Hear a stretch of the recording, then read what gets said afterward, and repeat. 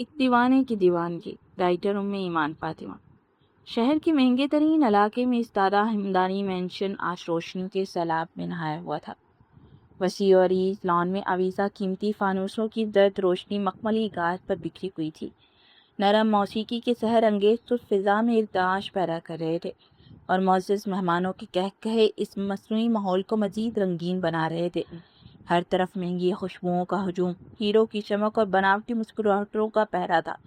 یہ سارا انتظام صرف ایک ہی شخص کے لیے تھا، زیرک ہمدانی، جو آج زندگی کے 30 سال مکمل کر چکا تھا، مگر اس کی گہری آنکھوں میں اسٹیشن کا کوئی عکس، نہ خوشی کا کوئی نشان۔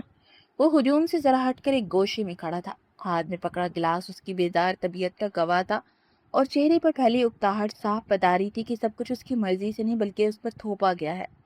اسے باخوبی علم تھا، یہ سالگرہ کی تقریب نہیں بلکہ ایک نمائش تھی جہاں اس کی ماں نے شہر بھر کی خوبصورت اور سجی سبری لڑکیاں صرف اس لیے جمع کر رکھی تھی کہ وہ اپنی پسند کا اظہار کر سکے۔ ہر چہرہ دوسرے جیسا، ہر انداز میک اپ کی تہوں میں چھپا ہوا، اور ہر مسکراہٹ مصنوعی تھی۔ اس کی نظریں بے مقصد لان میں گھومتی رہی، مگر کہیں بھی ٹھہر نہ سکی، کیونکہ اسے وہاں حقیقت کا لمس کہیں محسوس نہیں ہو رہا تھا۔ 5 سال قبل جب اس نے اپنے باپ کا بزنس سنبھالا تھا، تب سے اب تک وہ کارپوریٹ دنیا میں ایک ناقابل تسخیر نام بن چکا تھا۔ لوگ اس کی کاروباری ذہانت کے معترف تھے، اس کے فیصلوں کو حرف آخر مانتے تھے، مگر اس شہرت کے سائے میں اسکینڈلز کا ایک ایسا سلسلہ بھی جڑا تھا جس نے فیشن انڈسٹری کی ماڈلز کے ساتھ اس کا نام جوڑنا لوگوں کا پسندیدہ مشغلہ بنا دیا تھا۔ خبریں بنتی تھی، افسانے تراشے جاتے تھے، مگر وہ کبھی وضاحت دینے کی زحمت نہیں کرتا تھا، کیونکہ وہ جانتا تھا کہ سچ ان جھوٹی کہانیوں سے کہیں پرے ہے۔ زیرک، اس کی ماں کی ریشمی آواز اس کے قریب ابھری، وہ اس کے برابر آ کر کھڑی ہوئی، چہرے پر ماں کی مخصوص مسکراہٹ تھی، مگر آنکھوں میں چھپی سنجیدگی سے زیرک واقف تھا۔ آج کا دن تمہارے لیے بہت خاص ہے، انہوں نے دھیمے مگر پرعزم لہجے میں کہا۔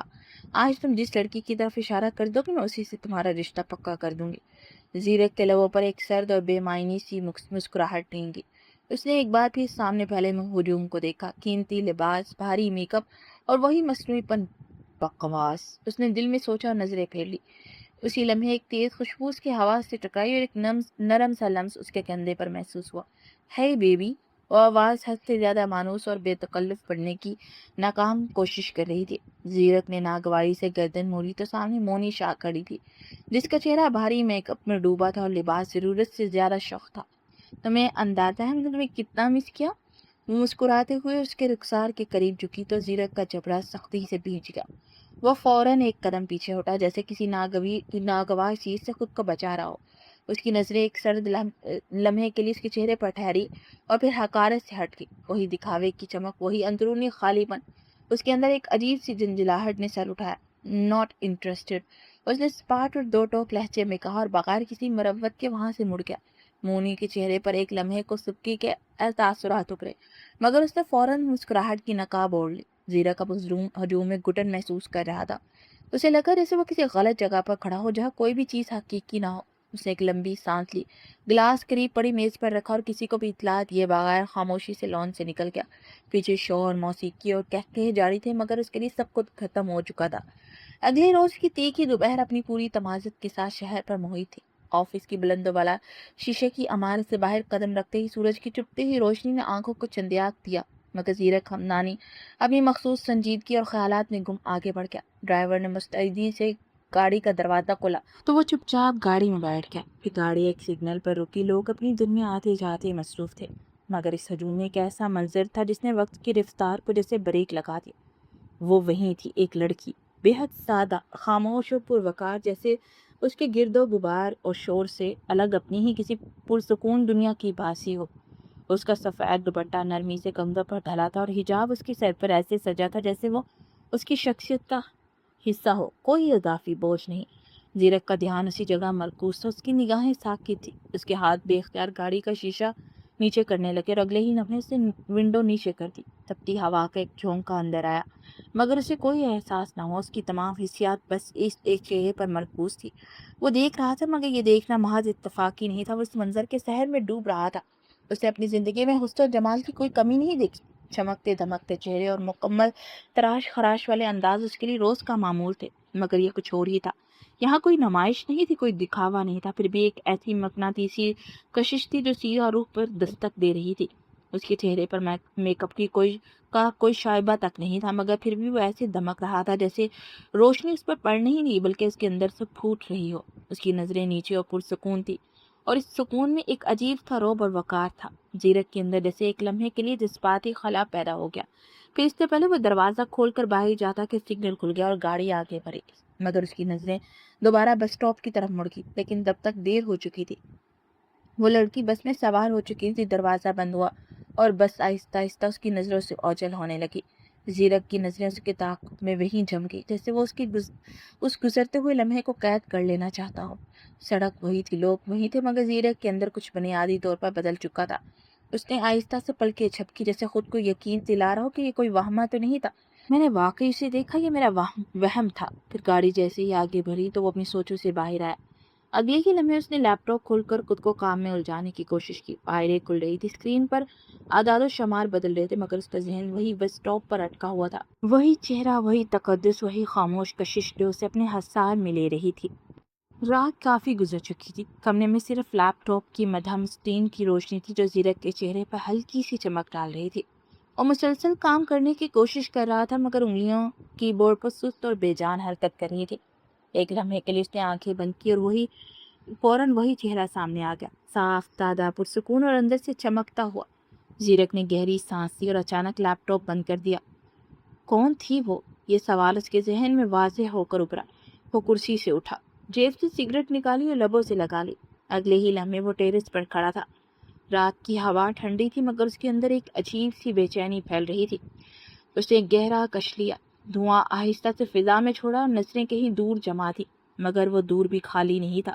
اس کی سوچیں بار بار اسی بس اسٹاپ والے لمحے پر جا کر رک رہی تھی، جیسے ذہن نے باقی سب کچھ رد کر دیا اور صرف ایک لڑکی کو قبول کیا ہو۔ وہ واقعی تھی، اس نے آہستہ سے خود سے کہا جیسے پہلی بار مان رہا ہو۔ اس کی آنکھوں میں عجیب سی بے قراری تھی۔ پارٹی کی مصنوعی مسکراہٹیں، مونی کی جھوٹی موٹی آواز، ماں کا دباؤ، سب کچھ ایک ساتھ اس کے ذہن میں گھوم رہا تھا، مگر ان سب کے درمیان وہ ایک سادہ سا چہرہ بار بار سامنے آ رہا تھا جو کچھ بھی مانگے بغیر اس کے دل میں اتر گیا۔ زیرک نے سگریٹ کا آخری کش لیا اور اسے بجھا دیا۔ رات خاموش تھی، مگر اس کے اندر ایک نئی کہانی شروع ہو چکی تھی جسے وہ ابھی خود بھی نہیں سمجھ پا رہا تھا۔ اگلے دن دوپہر پھر وہی وقت تھا۔ زیرک کی سیاہ پجارو اسی روڈ پر آہستہ آہستہ چل رہی تھی۔ ڈرائیور کو اس نے خاص ہدایت کی تھی کہ اسی بس اسٹاپ کے پاس سے گزرنا ہے۔ زیرک کا دل عجیب سی بے چینی سے دھڑک رہا تھا۔ وہ خود کو بار بار سمجھا رہا تھا کہ یہ سب بکواس ہے، مگر پھر بھی اس کی نگاہیں بس اسٹاپ کی طرف جم گئی تھی۔ گاڑی اسٹاپ کے قریب پہنچی تو زیرک نے فوراً ونڈو نیچے کر دی۔ اس کی آنکھیں ہجوم میں ایک چہرے کو ڈھونڈ رہی تھی، مگر وہاں وہ نہیں تھی۔ کئی لڑکیاں کھڑی تھی، کوئی بات کر رہی تھی، کچھ موبائل دیکھ رہی تھی، مگر وہ سادہ حجاب والی لڑکی کہیں نظر نہیں آ رہی تھی۔ زیرک کا چہرہ ہلکا سا جھنجھلا اٹھا۔ رکو، اس نے ڈرائیور سے اچانک کہا۔ گاڑی رک گئی۔ زیرک نے ایک لمحے کو سوچا، پھر دروازہ کھول کر باہر آیا۔ تیز دھوپ اس کے چہرے پر پڑی، مگر اسے پرواہ نہیں تھی۔ وہ سیدھا بس اسٹاپ کی طرف بڑھا۔ لوگ اسے حیرت سے دیکھ رہے تھے، کیونکہ اس کا مہنگا سوٹ اور لگژری گاڑی اس عام بس اسٹاپ پر بالکل اجنبی لگ رہی تھی۔ زیرک نے گردن اٹھا کر چاروں طرف دیکھا۔ وہ بس اسٹاپ کے قریب کھڑا تھا، کچھ لوگ اس سے فاصلہ رکھ کر کھڑے ہو گئے۔ اس نے ایک ایک چہرہ غور سے دیکھا، کوئی بھی نہیں تھی وہ۔ اس کی آنکھوں میں مایوسی چھا گئی۔ وہ چند قدم آگے بڑھا، بس اسٹاپ کے پچھلے والے چھوٹے سے سایہ دار حصے تک گیا جہاں کچھ عورتیں بیٹھی تھی، مگر وہاں بھی کوئی نشان نہیں تھا۔ زیرک نے ہلکا سا سر جھٹکا، یہ کیا پاگل پن ہے؟ وہ خود سے بڑبڑایا۔ دل میں ایک عجیب تھا خالی پن محسوس ہو رہا تھا، جیسے کوئی چیز ملنے والی تھی مگر ہاتھ سے نکل گئی ہو۔ وہ واپس گاڑی کی طرف مڑا، مگر قدم سست تھے۔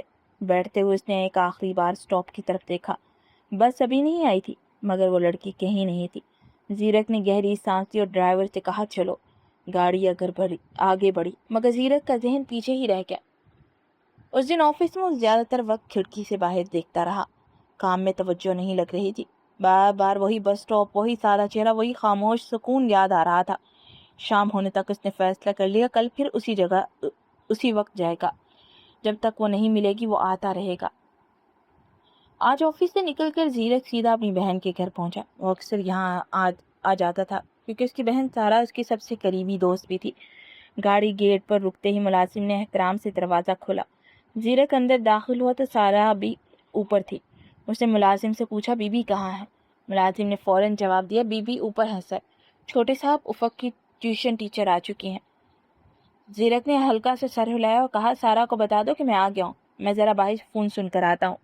ملازم نے سر جھکایا اور اندر چلا گیا۔ زیرک باہر ٹیرس کی طرف چلا گیا، فون کان پر لگا، کچھ دیر کاروباری بات کی۔ جب واپس اندر آیا تو اس کا قدم ڈرائنگ روم کی طرف بڑھا۔ دروازے پر پہنچتے ہی زیرک کا پورا جسم جیسے تھم سا گیا، اس کی سانس ایک لمحے کے لیے رک گئی۔ وہ وہی تھی، وہی بس اسٹاپ والی لڑکی، حجاب سر پر، سادہ شلوار قمیض میں، دوپٹہ نرمی سے کندھوں پر ڈھلا ہوا۔ وہ افق کے سامنے بیٹھی تھی اور ہاتھ میں ایک کتاب کھلی تھی اور آہستہ آہستہ کچھ سمجھا رہی تھی۔ اس کا چہرہ بالکل ویسا ہی پرسکون اور صاف تھا جیسا اس نے بس اسٹاپ پر دیکھا تھا۔ زیرک کے دل میں ایک زبردست لہر اٹھی، خوشی، حیرت، بے چینی اور ایک عجیب سا سکون، سب ایک ساتھ۔ اس کی آنکھیں چمک اٹھی، سینے میں دھڑکن تیز ہو گئی جیسے کئی دن کی بے قراری کا ایک ہی لمحے میں خاتمہ ہو گیا ہو۔ وہ کھڑا کھڑا چند سیکنڈ تک صرف دیکھتا رہا۔ اس کے ہونٹوں پر بے اختیار ایک ہلکی سی مسکراہٹ آ گئی۔ دل میں بار بار یہی خیال گونج رہا تھا، مل گئی، آخر مل گئی۔ اس کی محبت سچی تھی، اس کی لگن سچی تھی اور آج اس کے سامنے تھی۔ وہ جلدی سے اندر داخل ہوا، قدم اٹھاتے ہوئے اس نے خود کو سنبھالنے کی کوشش کی، مگر اس کی آنکھیں اس لڑکی سے ہٹ ہی نہیں رہی تھی۔ افق نے اسے دیکھ کر خوشی سے پکارا ماموں۔ زیرک نے بھانجے کے سر پر ہاتھ گیا اور مسکراتے ہوئے کتاب میں مگن حیا کو محبت پاش نگاہوں سے دیکھا۔ اسی لمحے سارا اوپر سے نیچے اتری اور ڈرائنگ روم میں داخل ہوئی۔ اس نے زیرک کو دیکھ کر مسکراہٹ دی، آگے تم؟ پھر اس کی نظر حیا فاطمہ پر پڑی۔ سارا نے فوراً مسکراہٹ کے ساتھ تعارف کرواتے ہوئے کہا زیرک یہ حیا فاطمہ ہے، افق کی ٹیوشن ٹیچر، بہت اچھے پڑھاتی ہیں، مجھے تو ان کی بہت ہیلپ ملی ہے، افق کے گریڈز بہت بہتر ہو گئے ان کی وجہ سے۔ حیا فاطمہ، یہ ہے میرا اکلوتا ہینڈسم بھائی زیرک حمدانی۔ حیا فاطمہ نے سر اٹھایا، اس کی نگاہیں زیرک سے ٹکرائی۔ ایک لمحے کے لیے اس کے چہرے پر حیرت کا سایہ آیا، گویا کوئی شناسائی ہو، مگر فوراً ہی اس نے نظریں نیچے کر لی، جس سے زیرک اس کے تاثرات میں فرق نہیں جان پایا کہ وہ شناسائی تھی یا صرف حیرت۔ زیرک نے مسکراتے ہوئے اپنا ہاتھ آگے بڑھایا، ہائے، بہت خوشی ہوئی حیا فاطمہ، آپ تمیز کر۔ زیرک نے نرم لہجے میں کہا، مگر حیا نے ناگواری سے ہلکا سا سر جھٹکا۔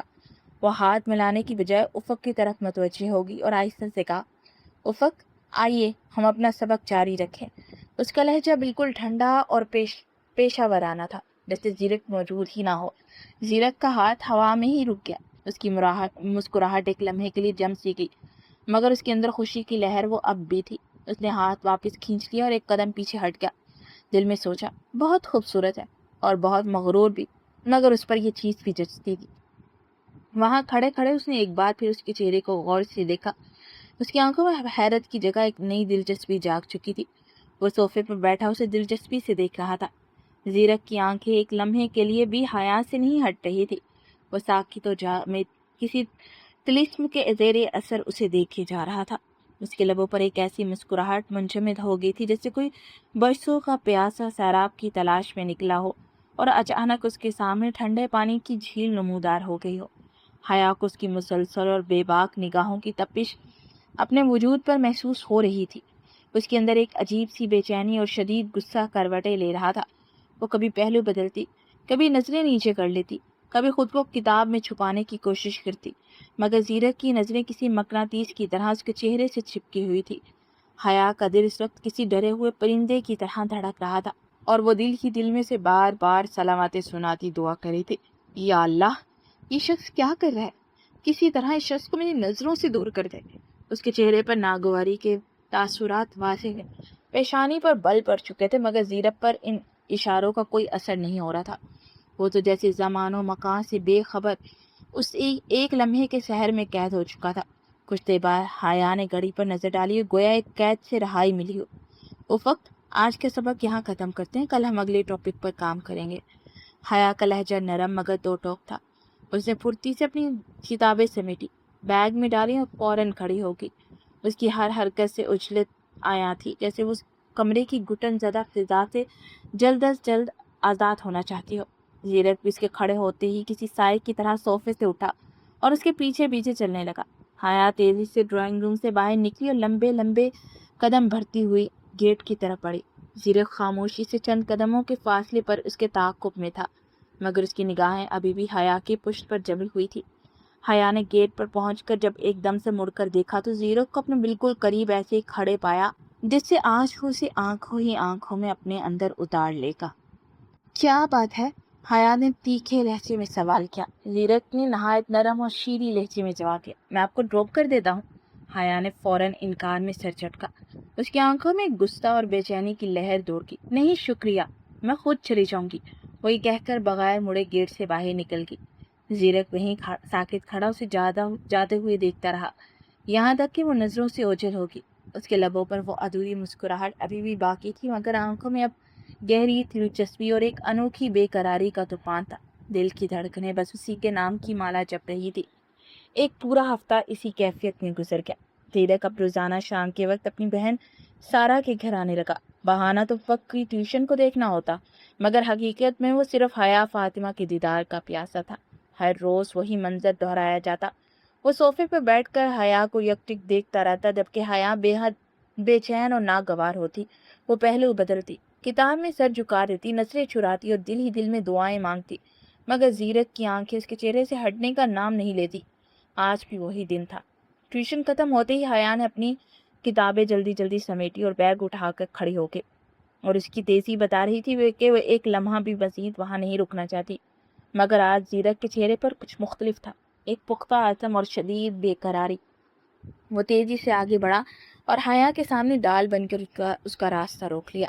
حیا ٹھٹک کر رکے، اس نے حیرت اور ناگواری کے ملے جلے تاثرات کے ساتھ اس کی طرف دیکھا۔ کیا ہے؟ اس نے سخت لہجے میں پوچھا۔ زیرک نے ایک گہری سانس لی، اس کی آواز میں ایک نئی لرزش اور شدت تھی۔ حیا فاطمہ، میں آپ سے محبت کرتا ہوں، پہلی نظر سے۔ جس دن میں نے آپ کو اس بس اسٹاپ پر دیکھا تھا، اسی لمحے میرا دل آپ کا اسیر ہو گیا تھا۔ میں آپ سے شادی کرنا چاہتا ہوں، میں آپ کے گھر رشتہ بھیجنا چاہتا ہوں، پلیز مجھے ایک موقع تو دے۔ حیا کا چہرہ اس اعتراف پر فوراً پتھر کی طرح سخت ہو گیا۔ اس کی آنکھوں میں غصے اور نفرت کا ایک الاؤ سا دہک اٹھا۔ وہ ایک قدم پیچھے ہٹی اور حقارت سے بولی، میرے راستے سے ہٹ جائیے۔ زیرک نے اپنی جگہ نہیں چھوڑی، وہ مزید قریب ہوا، لہجے میں التجا تھی۔ پلیز حیا، میں بالکل سنجیدہ ہوں، میں آپ کے بغیر جینے کا تصور بھی نہیں کر سکتا۔ حیا نے شعلہ بار نگاہوں سے اسے دیکھا اور سرد لہجے میں کہا، مجھے آپ سے شادی کرنے میں رتی برابر بھی دلچسپی نہیں، پلیز مجھ سے دور رہیے۔ اور آپ جیسے انسان سے میں شادی کروں گی؟ آپ نے سوچ بھی کیسے لیا؟ زیرک اس وار پر جیسے سن ہو کر رہ گیا۔ مجھ جیسے انسان سے؟ کیا مطلب ہے آپ کا؟ آپ مجھے کیسا انسان سمجھتی ہے؟ آپ کو علم ہے مجھ سے شادی کے لیے لاکھوں لڑکیاں تمنا کرتی ہیں؟ حیا نے فوراً تنزیہ وار کیا، تو پھر انہی لاکھوں میں سے کسی ایک کو چن لے، مگر میں ان میں سے نہیں ہوں۔ زیرک نے اس کی آنکھوں میں آنکھیں ڈال کر دکھ سے پوچھا، اچھا مجھے بتاؤ تو صحیح، مجھ جیسے سے تمہاری کیا مراد ہے؟ حیا نے براہ راست اس کے کردار پر ضرب لگائی۔ آپ جیسے سے مراد وہ انسان ہے جس کا ہر روز کسی نئی لڑکی کے ساتھ سکینڈل ہوتا ہے، جس کی زندگی پارٹیوں، ماڈلز اور جھوٹی چمک دمک کا گورکھ دندا ہے، جس کے لیے عورت محض وقت گزاری کا کھلونا ہے۔ میں آپ جیسے سطحی، بد کردار اور خود پسند انسان سے کبھی شادی نہیں کروں گی۔ زیرک کے چہرے کی رنگت لمحوں میں اڑ گئی، وہ جیسے کسی گہرے صدمے کی گرفت میں آ گیا۔ اس کے اندر ایک شدید ٹوٹ پھوٹ کا عمل شروع ہو گیا۔ اس کی آنکھوں میں اب وہ مسکراہٹ نہیں بلکہ بے یقینی اور کرب کے سائے تھے۔ حیا نے ایک آخری نفرت بری نگاہ اس پر ڈالی اور تیزی سے باہر نکل گئی۔ زیرک وہیں جمی ہوئی برف کی طرح کھڑا رہ گیا، دل میں وہ زخم لے کر جو اس نے کبھی سوچا بھی نہ تھا۔ حیا فاطمہ اس وقت ہاسپٹل کے ایک سرد کمرے میں خاموش بیٹھی تھی، جہاں ایک خاتون مشینوں کے جال میں جکڑی دنیا معافی ہاتھ سے بے خبر لیتی تھی۔ اب اٹھ جائیے نا ماما، 23 سال گزر گئے ہیں، اب مجھ سے یہ بوجھ برداشت نہیں ہوتا، میں تھک چکی ہوں، میں بکھر رہی ہوں ماما۔ آپ تو جانتی ہیں نا میں آپ کے بنا کچھ بھی نہیں ہوں، آپ ہمیشہ میرے ساتھ ایسا کیوں کرتی ہیں؟ کیوں سزا دے رہی ہیں آپ مجھے اس گناہ کی جو میں نے کبھی کیا ہی نہیں؟ وہ اس بے جان ہاتھ کو اپنے ماتھے سے لگائے سسک رہی تھی، اپنی قسمت پر نوحہ کنا تھی۔ کچھ دیر بعد وہ بوجھل دل کے ساتھ گھر کے لیے نکلی اور ٹیکسی میں آ بیٹھی۔ جیسے ہی ٹیکسی آگے بڑھی، حیا نے اپنا سر کھڑکی سے دیکھ دیا۔ باہر کی دنیا دھندلی نظر آ رہی تھی، اس کی پلکیں بوجھل ہو کر موم تھی، اور ماضی کی تلخ یاد ایک زخمی فلم کی طرح اس کے ذہن کے پردے میں چلنے لگی۔ کئی سال پہلے شہباز ہمدانی اور حیا کی والدہ یمنا فاطمہ ایک ہی کالج میں ہم جماعت تھے۔ شہباز ایک امیر کبیر اور پرکشش شخصیت کا مالک نوجوان جسے دیکھتے ہی لڑکیاں دل ہار دیتی، مگر وہ خود یمنا فاطمہ کی سادگی کا اسیر ہو گیا۔ یمنا شہباز کے بالکل برعکس تھی، سادہ، شرمیلی، متوسط طبقے کی محنتی لڑکی۔ ان کا رشتہ لائبریری کے نوٹس، کینٹین کی چائے اور گروپ پروجیکٹس کی بحث سے شروع ہو کر ایک گہری محبت میں بدل گیا، مگر وہ نہیں جانتے تھے یہ محبت ان کے لیے آزمائشوں کا کتنا بڑا پہاڑ لے کر آنے والی ہے۔ شہباز یمنا فاطمہ کی ساتھ جس کی پاکیزہ گفتگو اور ڈلے ہوئے انداز پر دل و جان سے فدا ہو چکا تھا، اس کے نزدیک یمنا محض ایک لڑکی نہیں بلکہ وہ سکون تھی جس کی تلاش اس کے بے چین وجود کو تھی۔ ایک دن ضبط کے تمام بندھن توڑتے اس نے اپنے دل کی پکار یمنا کے سامنے رکھ دی۔ یمنا، میں تم سے محبت کرتا ہوں، تمہیں اپنی زندگی کا حصہ بنانا چاہتا ہوں۔ یمنا نے شرم سے لرزتے ہوئے اور نگاہیں جھکا کر اس کی محبت کو قبول تو کر لیا، مگر اس کے اندر خوف ابھی بھی باقی تھا۔ شہباز، یہ سب ٹھیک ہے نا، مگر آپ کو اپنے والدین کو میرے گھر بھیجنا ہوگا، تبھی میرے بابا مانیں گے۔ شہباز اسے دلاسا دیتے ہوئے ایک نئی تجویز پیش کی۔ میرے ماں باپ ابھی اس رشتے کے لیے تیار نہیں ہوں گے، میں چاہتا ہوں پہلے ہم نکاح کر لیں تاکہ ان کے پاس انکار کی کوئی گنجائش ہی نہ رہے۔ یمنا تذبذب کا شکار ہوگی۔ ایسے کیسے شہباز، میرے والدین اس طرح کبھی راضی نہیں ہوں گے، آپ رشتہ بھیجیں گے تبھی تو آگے بڑھے گی بات۔ شہباز نے اسے تسلی دی کہ وہ یمنا کے والدین کو سنبھال لے گا، انہیں یہ یقین دلائے گا کہ اس کے والدین ملک سے باہر ہیں اور فوری طور پر یہ فریضہ انجام دینا چاہتا ہے۔ پھر شہباز ہمدانی یمنا کے گھر آیا۔ یاسر زیدی نے شروع میں سختی سے انکار کر دیا، مگر شہباز ان کے قدموں میں بیٹھ گیا اور اپنے اخلاق، جھکی ہوئی نظروں اور شیریں بیانی سے ان کا دل جیت گیا تو وہ انکار نہ کر سکے۔ ایک سادہ سی تقریب میں دونوں کا نکاح ہو گیا۔ شہباز نے وعدہ کیا کہ وہ جلد ہی سب کو بتا کر دھوم دھام سے رخصتی کرے گا اور یمنا کو ہمدانی مینشن کی بہو بنا کر لے جائے گا۔ نکاح کے چند ماہ بعد شہباز کی خوشی دیدنی تھی۔ اس نے فیصلہ کر لیا اب اس سچ کو چھپانا ٹھیک نہیں۔ اس نے اپنی ماں فریدہ بیگم کو یمنا کے بارے میں سب بتا دیا اور ان سے درخواست کی کہ وہ باقاعدہ رشتہ لے کر چلے۔ فریدہ بیگم خلاف توقع خاموشی سے مان لی، مگر ان کے دل میں زہر چھپا تھا۔ اس سے شہباز بالکل بے خبر تھا۔ جب وہ یمنا کے چھوٹے سے گھر میں پہنچے تو شہباز نے فخر سے کہا، ماما، یہ یمنا ہے، میری بیوی، ہمارا نکاح ہو چکا ہے۔ یہ جملہ سنتے ہی فریدہ ہمدانی کا چہرہ غصے سے تمتما اٹھا۔ انہوں نے ایک زہریلی نظر یمنا پر ڈالی اور دہاڑی، کیا بکواس کر رہے شہباز، تم نے اس غریب اور بد نسل لڑکی سے نکاح کر لیا، تمہاری ہمت کیسے ہوئی؟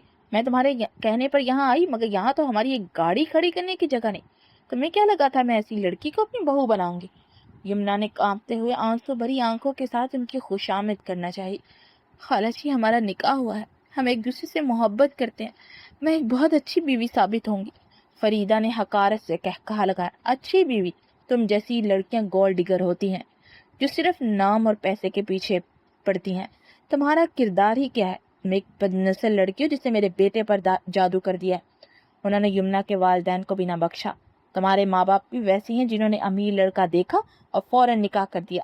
شاید ان کا کام ہی یہی ہے کہ ایسی بیٹیاں پیدا کرے جو پڑھنے کے بہانے امیر لڑکوں کو پھنساتی رہیں۔ کتنی کریکٹر لیس فیملی ہے تمہاری۔ فریدہ بیگم کی زبان سے نکلا ہوا ایک ایک لفظ یمنا کے وقار پر کوڑے کی طرح برس رہا تھا۔ پورے محلے کے سامنے انہوں نے یمنا کو بے حیا، پیسہ پرست اور گھر توڑنے والی قرار دے کر رسوا کر دیا۔ یمنا رو رو کر شہباز سے فریاد کرتی رہی کہ وہ سچ بتائے، مگر شہباز اپنی ماں کے جاہ و جلال کے سامنے بے بس کھڑا رہا۔ فریدہ بیگم اسے ڈانٹ کر زبردستی کھینچ کر وہاں سے لے گئی۔ یاسر زیدی کے لیے یہ صدمہ ناقابل برداشت تھا۔ جس عزت اور وقار کو انہوں نے برسوں سینچ کر بڑا کیا تھا اسے آج سرے عام نیلام کر دیا گیا۔ محلے والوں کی انگلیاں اور تنزیہ نظریں ان کے سینے میں تیر بن کر پیوست ہو رہی تھی۔ یمنا پاگلوں کی طرح گھر میں گھومتی، شہباز کو فون کرتی، مگر دوسری طرف صرف خاموشی ملتی۔ کچھ ہی دنوں کے بعد اس کے پاس طلاق کے کاغذات آ گئے۔ شہباز نے نہ آ کر کوئی وضاحت کی، یہاں تک کہ معذرت تک بھی نہیں کی، جبکہ ان کاغذات کو دیکھ کر یمنا کا مان اور دل دونوں کرچی کرچی ہو گئے۔ محلے بھر میں یہ خبر آگ کی طرح پھیل گئی کہ ایک ادنا سی لڑکی نے ہمدانی خاندان کے لڑکے کو پھنسانے کی کوشش کی اور پھر اسے نکال دیا گیا۔ رسوائی کا یہ عالم تھا کہ یاسر زیدی جب ایک دن بازار گئے تو لوگوں نے انہیں روک کر تانا دیا، آپ کی بیٹی نے تو بڑا نام کما لیا یاسر صاحب، ہمدانیہ نے اسے اپنائے بغیر ہی اپنے بیٹے کی زندگی سے نکال دیا، اب تو وہ کردار لیس کہلائے گی۔ یہ الفاظ سنتے ہی یاسر صاحب کا دل جواب دے گیا۔ وہ گھر پہنچتے ہی سینے پر ہاتھ رکھ کر گرے اور چند ہی گھنٹے میں ہارٹ اٹیک سے اس دنیا سے کوچ کر گئے۔ باپ کی لاش دیکھ کر یمنا کی چیخیں آسمان چیرنے لگی، سب میری وجہ سے ہوا، سب میری وجہ سے۔ وہ خود کو کوستی رہی، باپ کے غم میں اس کی والدہ آسمہ بیگم بھی گھلنے لگی۔ انہوں نے کھانا پینا چھوڑ دیا اور ایک رات وہ بھی چپ چاپ اپنی زندگی ہار گئی۔ صرف 22 سال کی عمر میں یمنا فاطمہ مکمل طور پر تنہا اور بے سہارا ہو چکی تھی۔ جب وہ حاملہ ہوئی تھی سماج کے تانے پہلے سے زیادہ زہریلے ہو گئے۔ لوگ اس کے کردار پر بدترین حملے کرنے لگے۔ یہ سب دیکھ کر اس کی ایک دور کی بوا اسے لے کر ایک دوسرے محلے میں منتقل ہو گئی جہاں انہیں کوئی نہیں جانتا تھا۔ جس دن حیا فاطمہ پیدا ہوئی بوا نے اسے یمنا کے سامنے کیا تو یمنا نے نفرت سے رخ پھیر لیا۔ بوا اسے مجھ سے دور کر دے، میں اس کی شکل نہیں دیکھنا چاہتی۔ یہ اس شخص کی نشانی ہے جس کی وجہ سے میرا پورا خاندان اجڑ گیا۔ وقت گزرتا رہا۔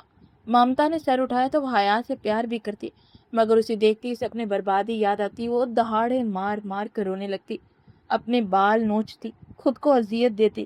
یمنا فاطمہ آہستہ آہستہ ایک نفسیاتی مریضہ بنتی چلی گئی اور ننھی حیا نے ہوش سنبھالتی اپنی ماں کو کرب میں مبتلا خود کو نوچتے دیکھا۔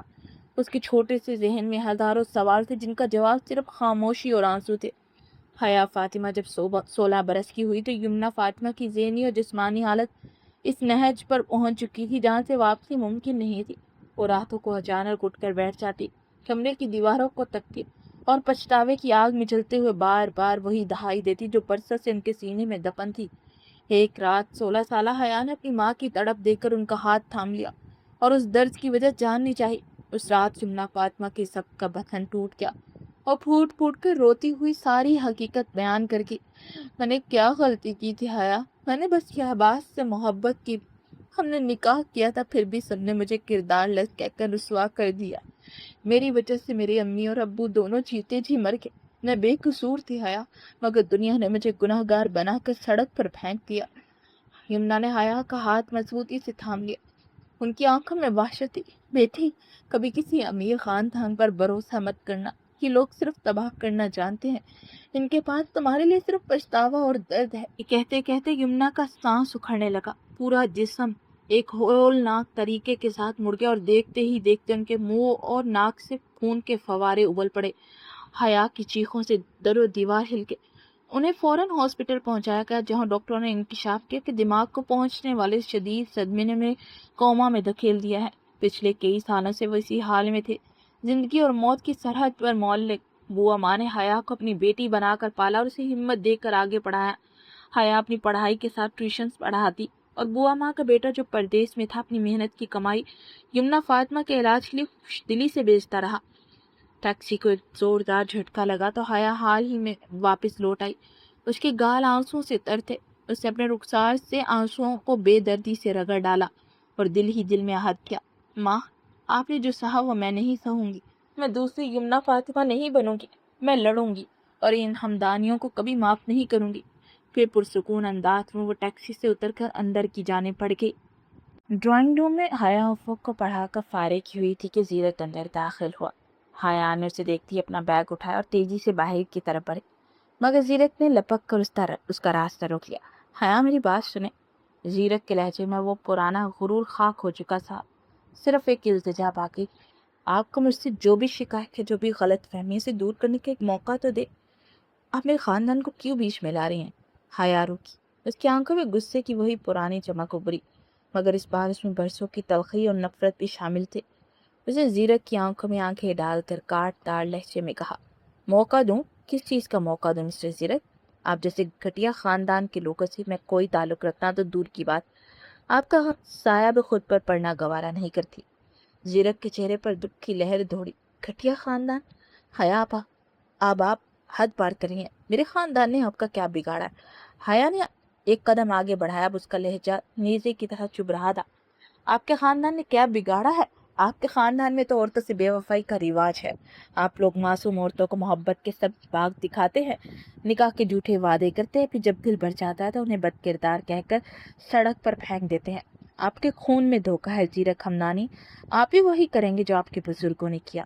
میں دوسری یمنا فاطمہ نہیں بنوں گی جو آپ جیسے ظالموں کے ہتھے چڑھ کر اپنی زندگی برباد کر لے۔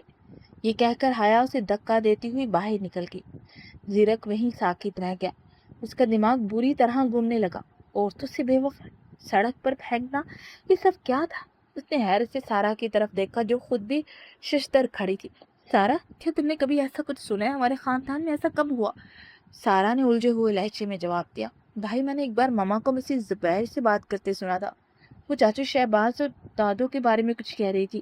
ماما کہہ رہی تھی کہ دادو آج جس حال میں ہیں وہ چاچو کی اسی بیوی کی بد دعا ہے، اور چاچو کی بزنس سے بیزاری کی وجہ بھی وہی محبت تھی۔ زیرک کا ماتھا ٹھنکا، اسے احساس ہوا کہ حیا کی نفرت کی جڑیں بہت گہری ہیں۔ زیرک جب ہمدانی مینشن پہنچا تو اس کا چہرہ کسی شکست خوردہ سپاہی جیسا تھا، مگر آنکھوں میں سچ جاننے کی تڑپ تھی۔ وہ سیدھا اپنی ماں ثنا ہمدانی کے کمرے میں چلا گیا جو ابھی نماز سے فارغ ہوئی تھی۔ ماما، زیرک کی آواز میں ایک عجیب سی کھوکھلاہٹ تھی۔ ثنا نے پلٹ کر اسے دیکھا اور اس کا اترا ہوا چہرہ دیکھ کر ان کا ممتا بھرا دل تڑپ اٹھا۔ کیا ہوا زیرک، تم اتنے پریشان کیوں میرے بچے؟ زیرک نے صوفے کے کنارے پر بیٹھتے ہوئے سر ہاتھوں میں گرا لیا۔ ماما، وہ لڑکی، اس نے آج بھی مجھے نفرت سے دھتکارا۔ اس نے صرف مجھے نہیں ہمارے پورے خاندان کو گھٹیا کہا ہے۔ وہ کہتی ہے ہم عورتوں سے بے وفائی کرنے والے لوگ ہیں۔ ثنا ہمدانی کے ماتھے پر غصے کی لہر دوڑ گئی۔ وہ جو ابھی تک حیا کو صرف ایک ٹیچر سمجھ رہی تھی اب ان کی انا کو ٹھیس پہنچی تھی۔ کیا اس کی اتنی جرت، زیرک ہمدانی کے خاندان کو گھٹیا کہے؟ آخر وہ ہے کون؟ کوئی بڑی رئیسہ تھی یا کسی بادشاہ کی بیٹی؟ زیرک نے نفی میں سر ہلایا۔ نہیں ماما، یہ نفرت کوئی عام نفرت نہیں ہے، وہ تو ایک سارا سی لڑکی ہے، ٹیوشن پڑھاتی مگر اس کی باتیں، اس کا لہجہ سے لگتا ہے جیسے ہم سے کوئی پرانی دشمنی ہو۔ ثنا نے ایک لمبی سانس لی اور اپنے بیٹے کے کندھے پر ہاتھ رکھا۔ ان کے لہجے میں اب وہ نرمی نہیں تھی بلکہ ایک مخصوص طبقے کا تکبر جھلک رہا تھا۔ اچھا بس کرو زیرک، بہت ہو گیا اس لڑکی کا تذکرہ۔ دیکھو بیٹا، ایسی لڑکیاں جن کے پاس کچھ نہیں ہوتا نا، وہ اس طرح کی حرکتیں کرتی ہیں۔ یہ سب ایک تکنیک ہوتا ہے مرد کو اپنی طرف مائل کرنے کا۔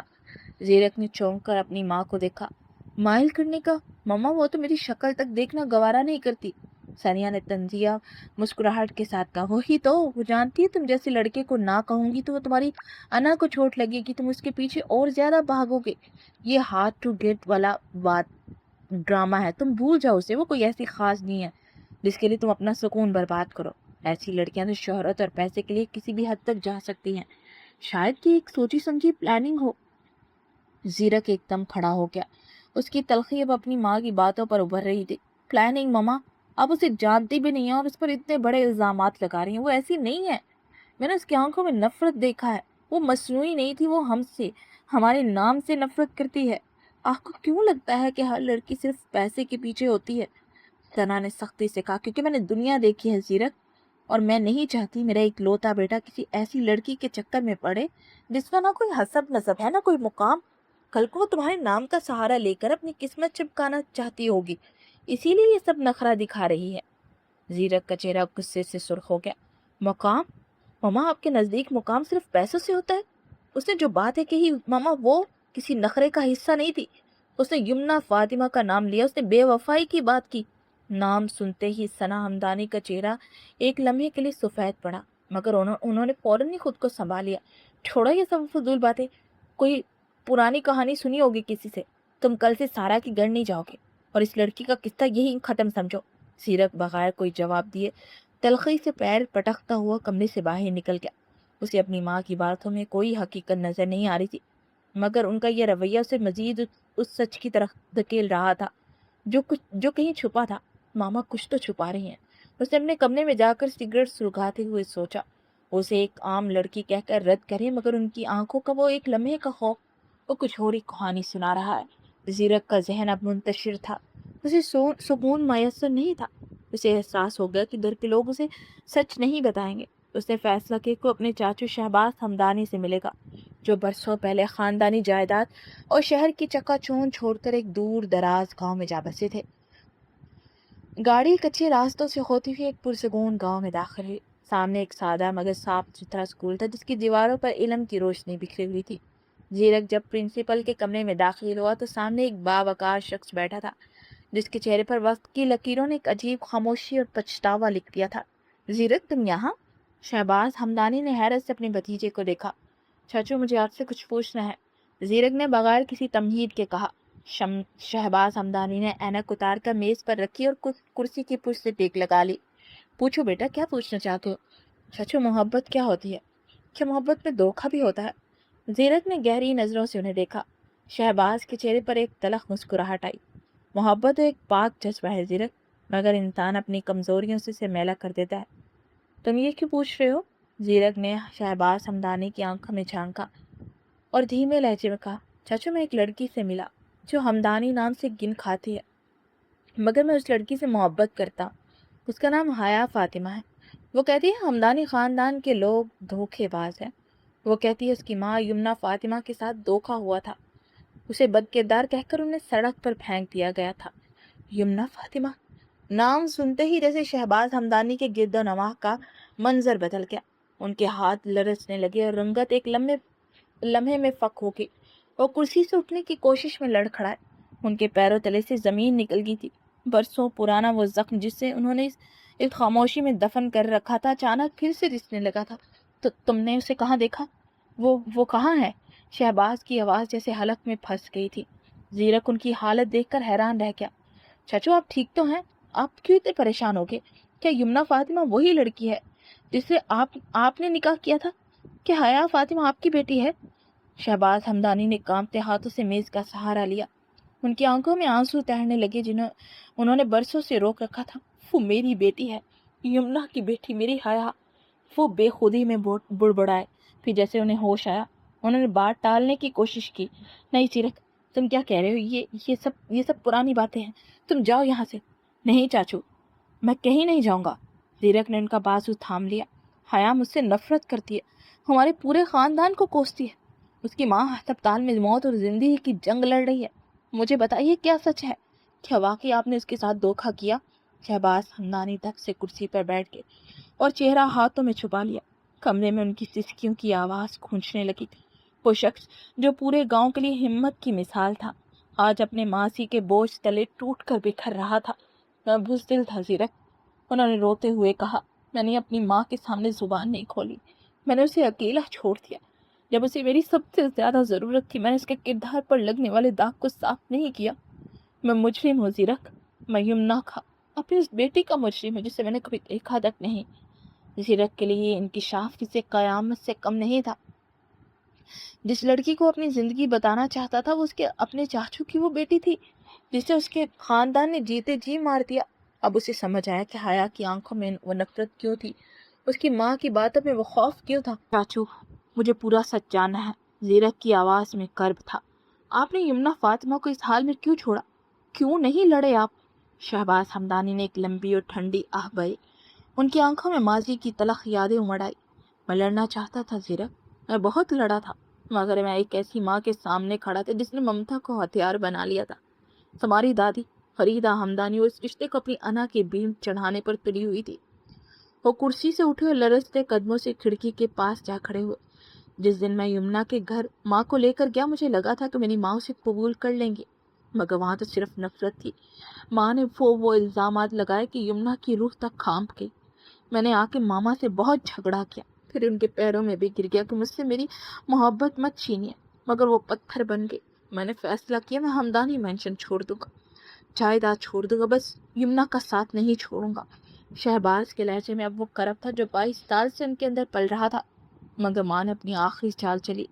وہ کمرے میں گئی اور پسٹل نکال کر اپنی گن پٹی پر رکھ لی۔ انہوں نے مجھ سے کہا، شہباز، اگر تم نے اس لڑکی سے تعلق نہ توڑا اور اسے ہمیشہ کے لیے نہ چھوڑا تو میں ابھی اور اسی وقت خود کو گولی مار دوں۔ تمہاری ماں کی لاش گرے گی اور تمہارے نکاح کا جنازہ اٹھے گا۔ زیرک کی مٹھیاں بھینچ گئی۔ اور آخر ہار مان لی؟ میں نے ہار نہیں مانی زیرک، میں بے بس ہو گیا تھا۔ شہباز کی آواز بیٹھ گئی۔ ماں نے مجھ سے طلاق کے پیپر پر دستخط کروانے کی سرتوڑ کوشش کی مگر میرا قلم نہیں چلا۔ میں نے یمنا کو طلاق نہیں دی زیرک، میرا اور اس کا نکاح آج بھی اللہ کے نزدیک قائم ہے۔ وہ میری منکوہا تھی اور آج بھی ہے، لیکن ماں کے اس خوفناک مطالبے اور ان کی جان کی دھمکی نے مجھے اس سے دور ہونے پر مجبور کر دیا۔ میں نے سوچا تھا میں دور چلا جاؤں گا تو شاید وقت کے ساتھ سب ٹھیک ہو جائے گا، مگر نہیں، وہ نہیں بدلی۔ شہباز ہمدانی بولتے جا رہے تھے اور زیرک بس حیرانگی سے دیکھے جا رہا تھا۔ مطلب آپ نے اسے طلاق نہیں دی؟ وہ آج بھی آپ کی بیوی ہے اور آپ نے ان کی تلاش کیوں نہیں کی؟ شہباز نے نم آنکھوں سے زیرک کو دیکھا۔ شہباز نے نفی میں سر ہلاتے ہوئے رونا شروع کر دیا۔ نہیں دی، میں نے کبھی اسے طلاق نہیں دی۔ میں نے اس کے ہاتھ تھام کر نکاح قبول کیا تھا، مگر میں اس بزدلی کے بوجھ تلے دب گیا۔ اگر میں اس کے پاس گیا تو میری ماں خودکشی کر لے گی۔ میں نے گھر والوں سے کہا کہ میں اب اس شہر میں نہیں رہ سکتا۔ مجھے سکون چاہیے، میں یہاں گاؤں آ گیا، مگر سکون کہاں تھا۔ شہباز نے اپنی آنکھیں صاف کی اور دوبارہ مڑے۔ ان کا چہرہ اپنی دامت کا شاہکار تھا۔ میں نے خود کو اس سکول میں قید کر لیا، ہر روز یہ سوچ کر کہ شاید کوئی معجزہ ہو جائے، شاید ماں کا دل پگھل جائے۔ تمہاری دادی نے کئی بار منتیں کی میں واپس آ جاؤں، مگر میں نے بھی قسم کھا لی تھی کہ میں اس گھر کی دہلیز پر پاؤں نہیں رکھوں گا جہاں میری بیوی کی تذلیل ہوئی تھی۔ میں نے جینا چھوڑ دیا تھا زیرک، میں تو بس ایک چلتی پھرتی لاش بن گیا۔ پھر 10 سال بعد جب ماما کو فالج ہوا تب میں شہر واپس آیا، تب انہوں نے مجھ سے معافی مانگنی چاہی، مگر ان کی زبان ساتھ نہیں دے رہی تھی، وہ آج کچھ نہیں بول پا رہی تھی، اگرچہ ان کی آنکھیں یہ کہہ رہی تھی کہ یمنا کو لے آؤ، اور میں گیا تھا، مگر وہ محلہ چھوڑ کر جا چکے تھے۔ اور جانتے ہو، بیٹی کے غم میں اسی دن باپ اس دنیا سے چلا گیا، کچھ عرصے کے بعد ماں بھی۔ وہ تنہا سب سہتی رہی، کتنی لوگوں کی باتیں سنی ہوں گی اور کتنے الزامات سہے ہوں گے۔ زیرک کے سینے میں یمنا اور حیا کے لیے ہمدردی اور اپنے خاندان کے لیے غصے کی لہر اٹھی۔ اسے آج سمجھ آئی کہ لوگ کیوں کہتے تھے کہ فریدہ بیگم کو اس کے کیے کی سزا ملی ہے۔ پچھلے 11-12 برس سے مسز فریدہ، وہ غرور کی ماری عورت، بستر پر لگی دوسروں کے سہاروں کی محتاج اسی لیے ہے۔ سچ ہے، مخافات عمل ہوتا ہے۔ شہباز نے زیرک کا بازو تھام لیا۔ زیرک، حیا کیسی ہے؟ کیا وہ واقعی میری بیٹی ہے؟ زیرک کی آنکھیں رند گئی۔ چاچو، اس کی آنکھیں بالکل آپ جیسی ہیں نیلی، مگر ان آنکھوں میں آپ کے لیے صرف اور صرف زہر ہے۔ وہ کہتی ہے وہ کسی ہمدانی سے رشتہ نہیں رکھے گی، کیونکہ ہمدانی مرد عورتوں کے جذبات سے کھیلتے ہیں۔ اپنی ماں کو ہر روز ہسپتال میں مشینوں کے سہارے ٹوٹتا ہوا دیکھتی ہے۔ اس نے پچھلے کئی سالوں میں خوشی کا ایک سایہ بھی نہیں دیکھا، کیونکہ اسے لگتا ہے کہ اس کے باپ نے اس کی ماں کو چھوڑ دیا تھا۔ شہباز ہمدانی کے گھٹنے جواب دے کر وہ فرش پر بیٹھ کے، یا اللہ، یہ میں نے کیا کر دیا؟ میری بچی، میں نے اسے دیکھے بغیر اسے یتیم کر دیا۔ اس نے سمجھا میں نے اسے طلاق دے دی، اس نے سمجھا میں بے وفا ہوں۔ میں نے ایسا نہیں کیا، میں بزدل ہوں، لیکن میں نے اسے چھوڑا نہیں ہے۔ زیرک نے آگے بڑھ کر اپنے چاچو کو سہارا دے کر اٹھایا۔ چاچو، اب رونے کا وقت نہیں ہے، حیا کو آپ کی ضرورت ہے، اور یمنا فاطمہ کو آپ کے اس اعتراف کی کہ وہ آج بھی آپ کی بیوی ہے۔ آپ کو میرے ساتھ چلنا ہوگا، آپ کو اپنی بیٹی کے سر پر دستے شفقت رکھنا ہوگا، ساتھ ہی ساتھ اپنی بیوی کو اس نکاح کا وہ وقار واپس دینا ہوگا جو ان سے 22 سال پہلے چھینا گیا تھا۔ زیرک کے کہنے پر شہباز ہمدانی نے ایک عزم کے ساتھ سر اٹھایا۔ ہاں زیرک، میں چلوں گا، میں حیا کے سامنے کھڑا ہوں گا، چاہے وہ مجھے نفرت سے مار ڈالے، مگر میں اسے بتاؤں گا کہ اس کا باپ بے وفا نہیں تھا، صرف بزدل اور بے بس تھا۔ میں اپنی بیوی کو اس کا حق دلواؤں گا۔ زیرک نے اپنے چاچو کا ہاتھ مضبوطی سے تھاما۔ اسے پتا تھا یہ راستہ بہت کٹھن ہے، مگر اب وہ حیا کے ہر آنسو کا حساب دینے کا عزم کر چکے تھے۔ زیرک اور شہباز ہمدانی نے ہسپتال کا پتہ معلوم کرنے میں ایک لمحہ بھی ضائع نہیں کیا، اور تیز رفتاری سے شہر کے ایک دور دراز علاقے میں واقع اس ٹرسٹ ہاسپٹل پہنچ گئے۔ وہاں کی فضا میں پھیلی دوائیوں کی بو اور پیچارگی کا احساس شہباز کے دل میں ہتھوڑے برسا رہا تھا۔ وہ ایک تنگ راہداری سے گزرتے ہوئے اس مخصوص وارڈ کے سامنے پہنچے اور لرزتے ہاتھوں سے کمرے کا دروازہ کھولا۔ اندر کا منظر دیکھ کر دونوں قدم جیسے زمین میں کھڑ گئے۔ ایک چھوٹا سا نیم تاریخ کمرہ، جہاں بیڈ پر مشینوں میں جکڑی ہڈیوں کا ڈھانچہ بنی یمنا فاطمہ بے سدھ لیٹی تھی۔ وہی یمنا جو کبھی شہباز کی کائنات تھی، آج صرف ایک لاش لگ رہی تھی۔ اس کے سامنے اسٹول پر حیا فاطمہ بیٹھی تھی، جس نے آہٹ پا کر سر اٹھایا اور ان دونوں کو دیکھتے ہی ایک دم کھڑی ہو گئی۔ حیا کی نظر ایک پل کے لیے اپنی بے ہوش ماں پر پڑی، اور دوسرے ہی لمحے اس کی نیلی آنکھوں میں وہ نفرت اور غصہ ابھرا کہ شہباز ہمدانی کا سانس سینے میں رک گیا۔ شہباز نے نم آنکھوں کے ساتھ ایک قدم آگے بڑھانے کی کوشش کی۔ ان کے لبوں سے یمنا کا لفظ نکلنے ہی والا تھا کہ حیا نے بجلی کی سی تیزی سے ہاتھ کے اشارے سے انہیں وہیں روک دیا۔ رک جائیے۔ حیا کی آواز دبی دبی سی تھی، مگر اس میں موجود کاٹ کسی تلوار سے کم نہ تھی۔ اپنے ناپاک قدموں سے میری ماں کے سکون کو برباد مت کیجیے۔ اس نے ایک قدم آگے بڑھا کر ان کا راستہ مسدود کیا اور باہر کی طرف اشارہ کرتے ہوئے دبی آواز میں بولی، مگر انتہائی سختی سے حکم دیا، باہر نکلے یہاں سے ابھی اور اسی وقت۔ شہباز ہمدانی اپنی بیٹی کے چہرے کو یک ٹک دیکھے جا رہے تھے۔ وہی نئے نقش اور آنکھیں بالکل شہباز ہمدانی جیسی نیلی، مگر ان آنکھوں سے محبت کی جگہ نفرت کی آگ کی لپٹیں نکل رہی تھی۔ انہیں محسوس ہوا جیسے حیا کی نظریں ان کے وجود کو جلا کر راکھ کر دیں گی، جبکہ زیرک خاموشی سے اس باپ بیٹی کے درمیان 22 سال سے پھیلی ہوئی اس ہولناک خلیج کو دیکھ رہا تھا، جو آج ایک چھوٹے سے اسپتال کے کمرے میں سمٹ آئی تھی۔ شہباز ہمدانی نے نم آنکھوں سے اپنی بیٹی کو دیکھا۔ پلیز حیا بیٹیا، صرف ایک بار باہر آ کر میری بات سن لو۔ شہباز کی آواز میں موجود ٹوٹ پھوٹ نے حیا کو ایک لمحے کے لیے مجبور کیا، اور وہ خاموشی سے دروازہ بند کر کے باہر راہداری میں آ گئی۔ دیوار سے ٹیک لگا کے وہ کھڑی ہوئی تو اس کا پورا وجود کسی سگلگتے ہوئے انگارے کی طرح دہک رہا تھا۔ اس کی نیلی آنکھوں میں چھپی نفرت نے شہباز کو بولنے کا موقع ہی نہیں دیا۔ حیا، میں تمہارا باپ ہوں۔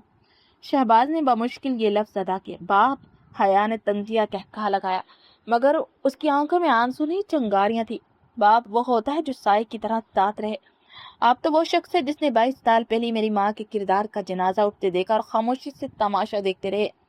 جس باپ کی وجہ سے میری ماں بستر مرگ پر ہے اور میرے نانا نانی قبر میں، اسے اپنی پہچان بتاتے ہوئے شرم آنی چاہیے۔ حیا بیٹا، حالات ایسے تھے، میں بے بس تھا، ماں نے اپنی جان کی دھمکی دی تھی۔ شہباز نے صفائی دینی چاہیے۔ بس کیجیے، حیا نے چیخ کر ان کی بات کاٹی۔ اس کی آواز راہداری میں گونجی۔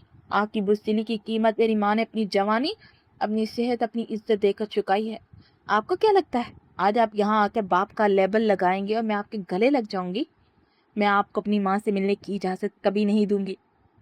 اس کمرے کی دہلیز پار کرنے سے پہلے آپ کو میری لاش سے گزرنا ہوگا، کیونکہ میری ماں نے 22 سال صرف آپ کے دیے ہوئے زخم چاٹ کر گزارے ہیں۔ اب ان کا آخری وقت ہے، انہیں سکون سے مرنے دے۔ اپنا یہ منحوس سایہ ان پر مت ڈالیں۔ تشریف لے جائیے یہاں سے۔ زیرک جو اب تک خاموش کھڑا یہ سب دیکھ رہا تھا، تڑپ کر آگے بڑھا۔ حیا پلیز ایک بار بات تو سن لو، چاچو نے کبھی انہیں طلاق نہیں دی تھی، وہ آج بھی تمہیں اپنی بیٹی مانتے ہیں۔ حیا نے بجلی کی سی تیزی سے رخ زیرک کی طرف موڑا اور اس کی انگلی فضا میں لہرائی۔ آپ بیچ میں مت بولیے مسٹر زیرک ہمدانی، آپ میں سے کسی کو کوئی حق حاصل نہیں کہ مجھ سے بات کرے یا میری زندگی میں مداخلت کرے۔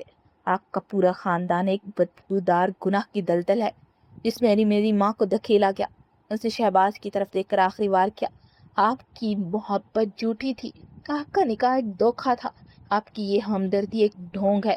میری ماں کا کوئی شوہر نہیں ہے، میرا کوئی باپ نہیں ہے، میں نے تنہا جینا سیکھ لیا۔ اب آپ لوگ یہاں سے چلے جائیے، اس سے پہلے کہ میں ہسپتال کی سیکیورٹی کو بلا لوں۔ حیا نے آنکھ مڑ کر دروازے پر ہاتھ رکھا اور ایک آخری بار پیچھے مڑے دیکھے بغیر کہا، دوبارہ یہاں آنے کی جسارت مت کیجیے، ورنہ میں بھول جاؤں گی کہ میرے سامنے ایک بوڑھا شخص کھڑا ہے، میرے لیے صرف اب میری ماں کی خوشیوں کے قاتل ہیں۔ دروازہ ایک دھماکے سے بند ہوا اور شہباز ہمدانی دیوار کے سہارے وہیں فرش پر ڈھیر ہو گئے۔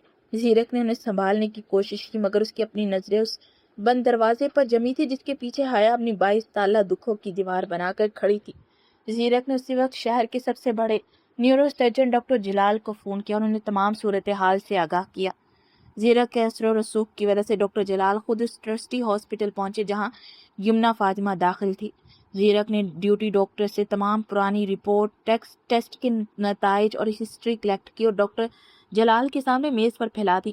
ہسپتال کے ایک چھوٹے سے کانفرنس روم میں جب ڈاکٹر جلال نے گہرائی سے ان پیپرز کا معائنہ کیا تو کمرے میں طاری خاموشی شہباز ہمدانی کے دل کی دھڑکنیں بڑھا رہی تھی۔ ڈاکٹر جلال نے اینک اتار کر میز پر رکھی اور سنجیدگی سے زیرک اور شہباز کی طرف دیکھا۔ دیکھیے، مریضہ کی حالت پچھلے کئی سالوں سے ایک ہی پوزیشن میں رہنے کی وجہ سے کافی پیچیدہ ہو چکی ہے۔ دماغ کے اس حصے میں جو کلاٹ ہے اسے نکالنے کے لیے فوری آپریشن کی ضرورت ہے، لیکن اس آپریشن میں بچنے کے چانسز صرف 10% ہے۔ شہباز ہمدانی کے حلق سے ایک سسکی سی نکلی، مگر ڈاکٹر نے اپنی بات جاری رکھی۔ پاکستان میں اس نوعیت کا آپریشن انتہائی رسکی ہے، میری رائے میں اس کا بہترین علاج لندن میں ہے۔ ممکن ہے وہاں کے ڈاکٹرز اس طرح کے پرانے کیسز میں زیادہ تجربہ کار اور وہاں کی ٹیکنالوجی ہمارے بہتر نتائج دے سکتی ہے۔ ڈاکٹر نے ایک لسٹ زیرک کی طرف بڑھائی۔ اس کے علاوہ اس دوران نے مخصوص اور نایاب انجیکشن لگانے جو کہ بہت مہنگے ہیں اور عام مارکیٹ میں دستیاب نہیں، وہ ہمیں باہر سے امپورٹ کرنے پڑیں گے۔ اگر آپ لوگ اس خطرے کو مول لینے کے لیے تیار اور اخراجات کا مسئلہ نہیں ہے تو میں مشورہ دوں گا کہ وقت ضائع نہ کریں اور انہیں لندن شفٹ کرنے کی تیاری کریں۔ زیرک نے بغیر ایک لمحہ ضائع کیے ڈاکٹر جلال کی طرف دیکھا۔ اس کی آنکھوں میں ایک عزم تھا۔ ڈاکٹر، آپ پیسوں کی فکر مت کریں، انجیکشن چاہے دنیا کے کسی بھی کونے میں ہو، وہ لندن کے ڈاکٹر جہاں کہیں گے اسی ہاسپٹل میں پہنچ جائیں گے۔ بس آپ مجھے یہ بتائیں کہ ان کی لندن منتقلی کے لیے ہمیں کیا کیا انتظامات کرنے ہوں گے۔ मैं उन्हें एयर एम्बुलेंस के जरिए आज ही शिफ्ट करवाने के लिए तैयार हूँ। शहबाज हमदानी ने जीरक का हाथ थाम लिया। उनकी आंखों में उम्मीद की एक मध्यम सी किरण चमकी। वो जानते थे ये रास्ता बहुत मुश्किल है, मगर यमुना को इस हाल से निकालने के लिए वो अपनी जान भी दांव पर लगाने को तैयार थे। अब मसला सिर्फ एक था, हया फातिमा को इस फैसले पर राजी करना जो कि उनके नाम से भी नफरत करती थी। जीरक की गहरी सांसी और बाहर राहदारी में खड़ी हया की तरफ देखा। उसे पता था कि अब उसे हया के गुस्से का नहीं बल्कि उसकी जिंदगी की सबसे बड़ी जंग का सामना करना है, जहां उसे ये साबित करना है कि वो उसे उसकी माँ वापस दिला कर रहेगा। उसने डॉक्टर से कहा, आप फाइल तैयार करें, मैं हया से बात करता हूँ। जीरक के लहजे में अब वो नरमी थी जो सिर्फ सच्ची मोहब्बत और पछतावे के एहसास से जन्म लेती है। जीरक ने जब डॉक्टर की रिपोर्ट्स और लंदन ले जाने का जिक्र किया तो हया के चेहरे पर सुकून की बजाय एक वहशतनाक मुस्कुराहट उभरी। उसकी आंखों में सुर्खी दौड़ गई। उसने हकार से जीरक की तरफ देखा। लंदन और ऑपरेशन? हया की आवाज में लर्जिश थी मगर लहजा जहरीला था। आप चाहते हैं मेरी माँ जो यहाँ कम अज कम मेरे सामने सांस तो ले रही, वो आपकी इन महंगे तजुर्बात की भेंट चढ़कर हमेशा के लिए खामोश हो जाए? आप उसे मारना चाहते हैं मिस्टर जीरक, ताकि आपके खानदान के गुनाहों का आखिरी सबूत भी मिट जाए और आप लोग सुकून की नींद सो सकें? जीरक का जब्त जवाब दे गया। वो जो अब तक हमदर्दी दिखा रहा था, हया की इस बदगुमानी और जिद पर तिल मिला उठा। उसने एक झटके से हया का बाजू पकड़ा, उसे दीवार के साथ जा लगाया। हया का सांस एक लम्हे को थम गया मगर उसकी आंखों में नफरत कम न हुई। अपनी बकवास बंद करो हया। जीरक की आवाज दबी हुई मगर गरजदार थी। उसके चेहरे की रगें तन गई थी। तुम्हें क्या लगता है कि सिर्फ तुम्हें दुख हो रहा है? वहां जो शख्स बाहर फर्श पर बैठा रो रहा है वो तुम्हारा दुश्मन नहीं, तुम्हारा बाप है। मैं अपनी जिंदगी दांव पर लगा रहा हूँ उसे बचाने के लिए। छोड़िए मुझे। हया ने तड़प कर अपना बाजू छुड़वाने की कोशिश की। आप जैसे लोग सिर्फ सौदा करना जानते हैं। पहले आपके चाचू ने मेरी माँ की जिंदगी का सौदा किया और अब आप उसकी मौत का सौदा करने आए हैं। वो होते कौन है मेरी माँ की जिंदगी का फैसला करने वाले? किस हक से आए हैं यहाँ? अपने हक के ज़ौजियत से। जीरक ने उसकी आंखों में आंखें डालकर धमाका किया। उनके शौहर है हया, और ये फैसला अब तुम नहीं वो करेंगे। हया ने एक जोरदार झटके से खुद को आजाद किया और उसके चेहरे पर तमस्खुर आ गया। शौहर? जिस शख्स ने 22 साल पहले तलाक के कागजात बेचकर मेरी माँ को सड़क पर फेंक दिया था, वो आज शौहर बनकर आया है। वो कागजात आज भी मेरे पास हैं। उन पर शहबाज हमदानी के दस्तखत मौजूद हैं। जीरक ने एक कदम और आगे बढ़ाया। अब उसका लहजा काटदार था। वो कागजात झूठ थे हया।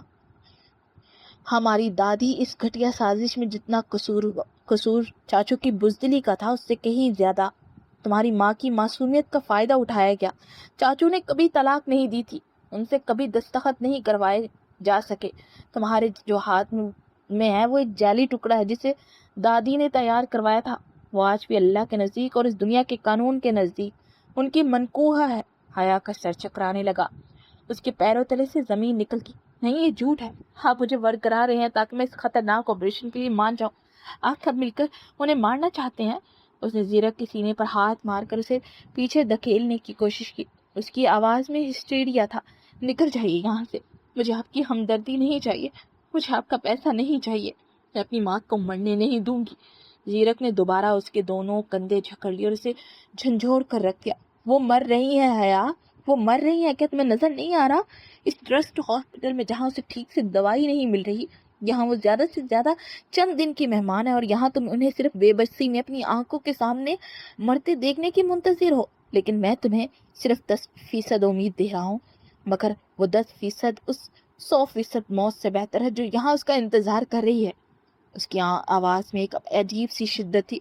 तुम्हें मुझसे नफरत है ना? ठीक है, जी भर के करो, मुझे गालियां दो, मुझे मारो, मगर अपनी इस नफरत की वजह से अपनी माँ की जिंदगी का गला मत घूंटो। तुम बहुत सारी गलत फहमियों का शिकार हो और मैं एक एक करके तुम्हारे जहन से ये सारा जहन निकाल दूंगा। मैं तुम्हें साबित कर दूंगा किसने किसके साथ क्या किया। लेकिन फिलहाल मेरे पास तुम्हें कहानियां सुनाने का वक्त नहीं है। लंदन की फ्लाइट तैयार है। एयर एम्बुलेंस का अमला पहुंचने वाला है। तुम चाहो तो हमारे साथ चलो, वरना मैं उन्हें जबरदस्ती ले जाऊंगा, क्योंकि एक जिद्दी बेटी को अपनी माँ की जिंदगी से खेलने का हक नहीं मैं दे सकता। हया की आंखों से आंसू टूट कर गिरे। उसका जिस्म ढीला पड़ गया। उसका जहन मफलूज हो रहा था। एक तरफ 22 नाला नफरत का पहाड़ था, दूसरी तरफ वो सच जो जीरक उसके चेहरे पर मार रहा था। वो दीवार के सहारे वहीं बैठती चली गई। उसका सांस उखड़ा था। जीरक ने उसे वहीं छोड़ा, बाहर की तरफ मुड़ा, मगर कुछ ही देर में वो कान से मोबाइल लगाए वापिस आया। जीरक ने हया के करीब होकर अपने लहजे को थोड़ा हमवार किया, मगर उसमें अब भी वही सख्ती और अज़म था जो उसके फैसले से झलक रहा था। हया, मेरी बात अब गौर से सुनो। हमारे पास ज़ाया करने के लिए 1 घंटा भी नहीं है। तुम अभी के अभी मुझे ये बताओ, तुम्हारा पासपोर्ट बना है? हया ने बेबसी से नफ़ी में सर हिलाया। नहीं, मेरा पासपोर्ट नहीं बना हुआ। मैंने कभी ज़रूरत ही महसूस नहीं की। ज़ीरक के माथे पर फ़िक्रमंदी की लकीर उभरी। उसने घड़ी देखी, फिर फ़ोन निकाल कर किसी से बात करने लगा। कुछ देर बाद उसने फ़ोन रखा और गहरी सांस लेकर हया की तरफ देखा।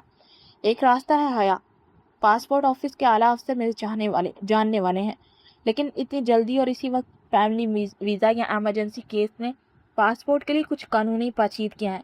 उन्होंने कहा कि अगर तुम किसी ऐसे शख्स की अहलिया के तौर पर अप्लाई करो जिसका वहाँ मुसलसल आना जाना है और जिसके पास वहाँ का बिजनेस वीज़ा या रेजिडेंसी है, तो तुम्हारा पासपोर्ट और ट्रैवल डॉक्यूमेंट्स अभी के अभी उसी वक्त जारी हो सकते हैं। हया ने चौंक कर उसे देखा। क्या मतलब, शादी? ज़ीरक ने उसकी आंखों में आंखें डालकर कहा। हाँ हया, इस वक्त सबसे तेज़ रास्ता यही है। अगर हम अभी निकाह कर लें तो मैं अपने कागजात और निकाहनामा दिखाकर तुम्हारा पासपोर्ट 1 घंटे के अंदर अपने हाथ में ले सकता हूँ, वरना आम तरीके से अर्जेंट बनाने में भी कम से कम 2 दिन लगेंगे और तुम्हारी माँ के पास 2 दिन नहीं है। हया के चेहरे पर गुस्से और हैरत का मिला जुला तासुर उभरा। आपको लगता है मैं इस मजबूरी का फ़ायदा उठाने दूंगी आपको? आप चाहते मैं आपसे निकाह कर लूँ? ज़ीरक ने झंझलाकर उसके कंधे जकड़ लिया।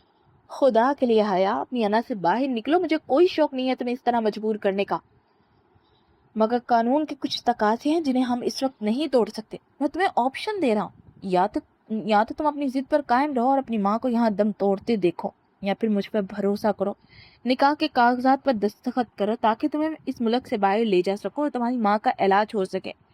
हया का सांस तेज होने लगा। उसे लग रहा था जैसे वो किसी जाल में फंस रही हो, मगर सामने बेड पर पड़ी उसकी माँ की जिंदगी का सवाल था। ये सिर्फ एक मुआहदा होगा ज़ीरक हमदानी, सिर्फ माँ की जिंदगी के लिए। ज़ीरक ने संजीदगी से सर हिलाया।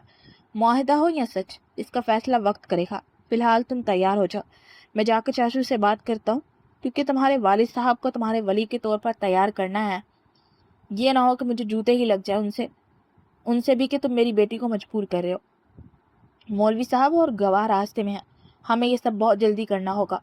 हया दीवार के सहारे खड़ी अपनी किस्मत पर आंसू बहा रही थी, जहाँ उसे अपनी माँ को बचाने के लिए उसी खानदान के नाम का सहारा लेना पड़ रहा था जिससे वो नफरत करती थी। ज़ीरक ने फ़ोन पर मैसेज टाइप किया। फ़्लाइट होल्ड रखें, हम निकाह के फ़ौरन बाद आ रहे हैं। दूसरा और आखिरी हिस्सा इंशाल्लाह जल्द ही। मैं जानती हूँ थोड़ी सी ज़्यादती हो जाती है आपके साथ, लेकिन क्या करो यार, कहानी खुद ब खुद बढ़ जाती है आगे। मैं चाहती हूँ कहानी में कोई तिश्नगी ना रहे, इसलिए फिर इस बार बढ़ गई तो मैंने इसको 2 पार्ट में कर दिया। लिंक इसी वीडियो की डिस्क्रिप्शन और कमेंट में भी डाल दूँगी। अल्लाह हाफ़िज़।